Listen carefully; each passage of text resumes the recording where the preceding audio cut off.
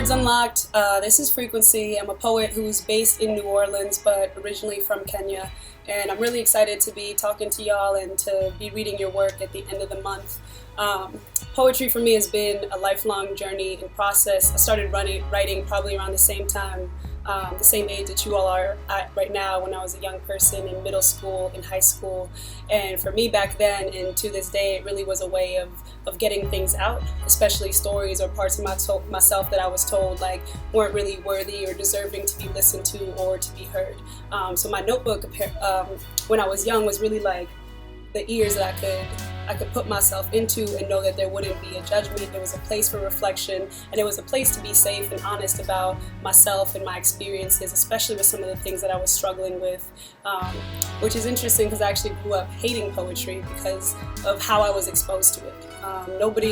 Some of the early poets that I studied, none of them looked like me, none of them sounded like me, none of them came from the same places as me, and so I thought poetry was something that was actually outside of my scope of understanding or scope of opportunity. But then I started to read more about poetry, actually started to learn more about oral traditions, how they came from Black and African cultures, learn more about the history of spoken word, and really started to see a place for myself to tell these stories. And then more than that, I realized that poetry, it gave a platform that could be used for progress, especially for those of us who are Black poets who don't necessarily have the luxury of creating art for art's sake, or just art, because it's beautiful or to be consumed, because art also delivers a message in a way that everyday normal conversations or normal interactions don't get to do.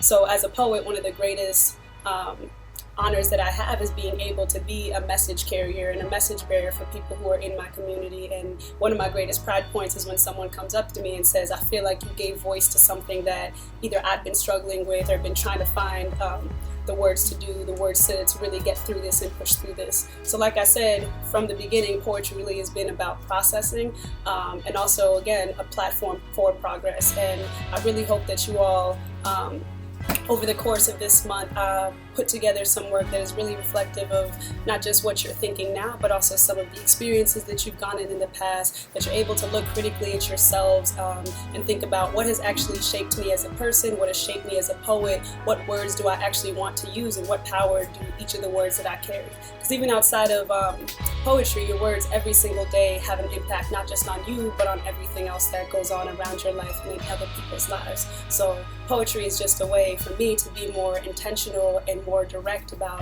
how I use my words. So I'm honored to be y'all's featured poet for this year. I'm really excited to hear more of your work, and I would love to also hear what poetry has done for your lives. So please feel free to get in touch with me at any time.